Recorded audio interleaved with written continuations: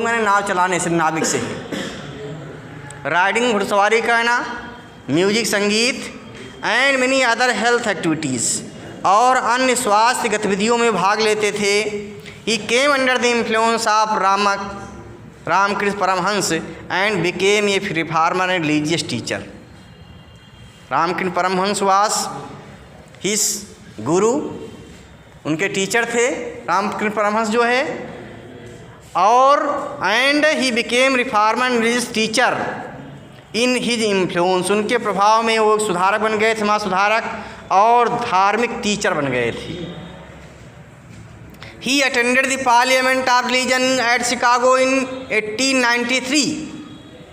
इन 1893 1893 में there held ये parliament of religion, धर्म संसद हुई थी। कहाँ पर हुई थी? शिकागो में, अमेरिका में। Many learned men of all the religions were called there to take part in that meeting। उसमें भाग लेने के लिए दुनिया के हर धर्म के विद्वानों को बुलाया गया था। He also went there। He faced many difficulties to reach there। बहुत सी समस्याओं को झेलते हुए, because he had no money, उनके पास पैसा नहीं था, कई समस्याओं को झेलते हुए ही reached there to take part in that parliament of religion. उसमें पहुँचे थे, उस धर्म संसद में पहुँचे थे जो है भाग लेने के लिए। And he was given only 0 times to speak to tell the gospel of Hinduism. हिंदुओं के, हिंदू धर्म के सिद्धांत बताने के लिए उनको 0 मिनट का समय दिया गया था, नो टाइम, कि थोड़ा समय बोल सकते हैं आप। बहुत मुश्किल से टाइम मिला था उनको बोलने के लिए जो है। But when he began to speak, all the people who were taking part in that parliament of religion attracted much and he explains the Hinduism, the gospel of Hinduism, the teaching of Hinduism in that the Parliament of religion, and in this way our Indian Hinduism expressed in the all the people in all the world। इस प्रकार से Hinduism जो है, एक हिंदुत्व के जो gospel किया उन्होंने, सिद्धांतों की व्याख्या किया, वो पूरी दुनिया में पहुंचा। And after that he also went to the other countries to preach the gospel of Hinduism like Japan and England. उसके बाद जो है जापान और इंग्लैंड में जो है वह अपने धर्म के प्रचार, धर्म के सिद्धांत बताने के लिए, बताने के लिए गए थे। And he was a learned man, विद्वान आदमी थे।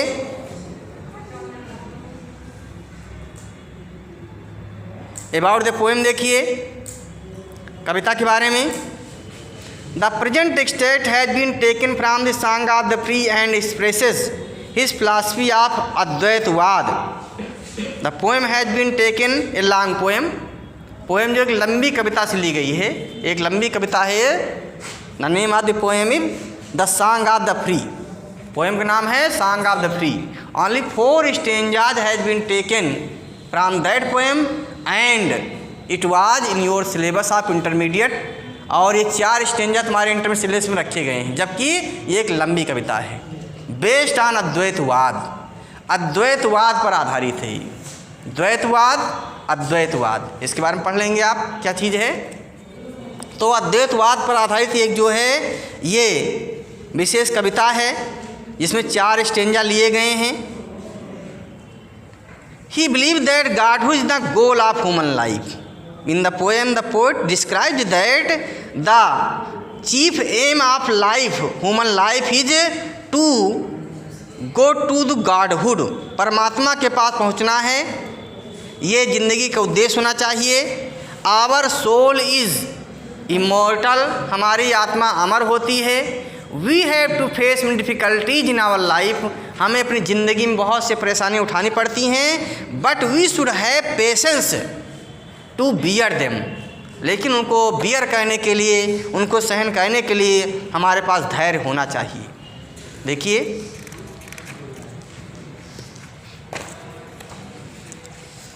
The wounded snake its hood unfurls, the flame stirred up doth blaze, the desert air resound the calls of heart-struck lions raise.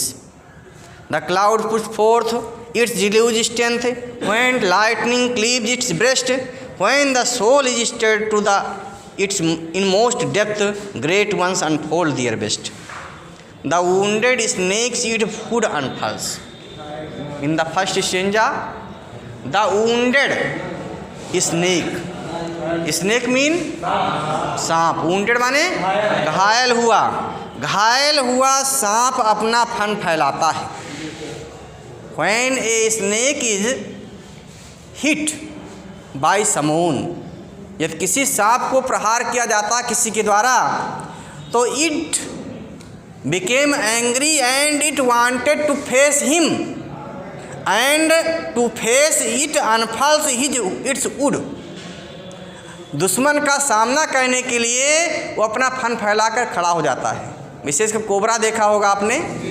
When a cobra is hit, he does not run. वो भागता नहीं है, वो खड़ा हो जाता है आपको सामना करने के लिए. फुंकारेगा, डराएगा आपको, वो भागेगा नहीं. क्रोधित होकर के अपनी समस्या का मतलब अपनी जो विपत्ति है उसका सामना करना चाहता है. The flame stayed up doth blaze. और जब फ्लेम को जलती हुई ज्वाला को या जलती हुई आग को ब्लो अप करेंगे, उसमें हवा देंगे उसको बुझाने के लिए. जब बुझाने के लिए हवा देंगे तो क्या करेगा, और तेज़ी से जलता है वो. The flame stayed up doth blaze. और जब जो है जलती हुई आग को जब हवा देंगे उसको बुझाने का प्रयास करेंगे, it began to burn more greatly. ये तेज़ी से जलने लगता है. The desert air resound the calls the half stuck lions race. और डिजर्ट माने रेगिस्तान, एयर माने हवा, रिजाउंड्स माने रिजाउंड्स में गुंजायमान होती है. द कॉल्स माने पुकार की आवाज़ से, आप हार्ट स्टक लायंस रेज. किसी हृदय में घायल हुए शेर की दहाड़ से, क्रोध की दहाड़ से. यदि किसी शेर को, सिंह को जो है उस पर प्रहार किया जाता है किसी गोली से, किसी तीर से, तो सिंह क्रोध में आकर के इतनी तेज़ दहाड़ता है कि उसकी दहाड़ने की आवाज़ जो है पूरी रेगिस्तान की हवा में सुनाई पड़ने लगती है. उसकी आवाज़ रेगिस्तान में गुंजायमान हो जाती है, प्रतिध्वनित हो जाती है, सुनाई पड़ने लगती है. In this way, in the first stanza the poet wants to tell us. इस प्रकार से पहले स्टेंजा में कभी बताना चाहता है, even the animals, even the natural things, when there comes to difficulties to calamity before them, they do not lose heart. यहाँ तक कि एनिमल्स के सामने या प्राकृतिक चीज़ों के सामने कोई समस्या आती है, कोई परेशानी आती है, तो क्या करते, they wanted to face them with his own ability. अपनी पूरी हिम्मत से, पूरी योग्यता से क्या करते हैं, उनसे सामना करने का प्रयास करते हैं. They do not run away, वो भागते नहीं हैं, बल्कि they wanted to face them, उनको सामना करते हैं. लाइक दैट व्हेन ये snake is hurt by someone. यदि किसी कोई सांप पर प्रहार करता है, इट, ये snake unfolds it hood and wanted to face the enemy. वो दुश्मन का सामना करना चाहता है, करता है, ना कि भागता है. The flame stayed up doth blaze and when a natural things fire and when it blow up it began to burn brightly. जब उसको ब्लो अप किया जाता है तो तेज जलने लगता है. The desert air resound the calls of heart stuck lions rage. In these lines the poet says that if a lion is hurt by arrow और bullet by someone, he roared in so loud voice, इतनी तेज दहाड़ता है, that is sound can be heard in the whole desert. इसकी आवाज़ को जो है पूरे डिजर्ट में सुना जा सकता है. Because it road in such loud voice, क्योंकि इतनी तेज आवाज़ में दहाड़ता है. इन एंग्री में क्रोधित होकर के.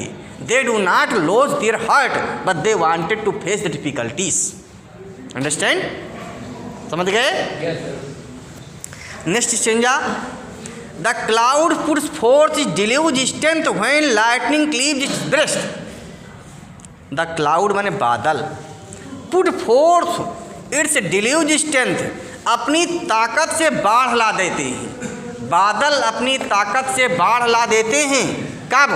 When lightning cleaves its breast, जब बिजली उनके सीने को चीर देती है। जब गरजती हुई बिजली बादलों के सीने को चीर देती है तो इतनी तेज़ी से वर्षा करते हैं, इतनी तेज़ से गरज करके वर्षा करते हैं कि पूरी पृथ्वी पर मानो जल प्रलय आ जाती है, महान जल भर जाता है, अर्थात भयंकर वर्षा करती है। ये नेचुरल थिंग्स के लिए एग्जाम्पल जो है।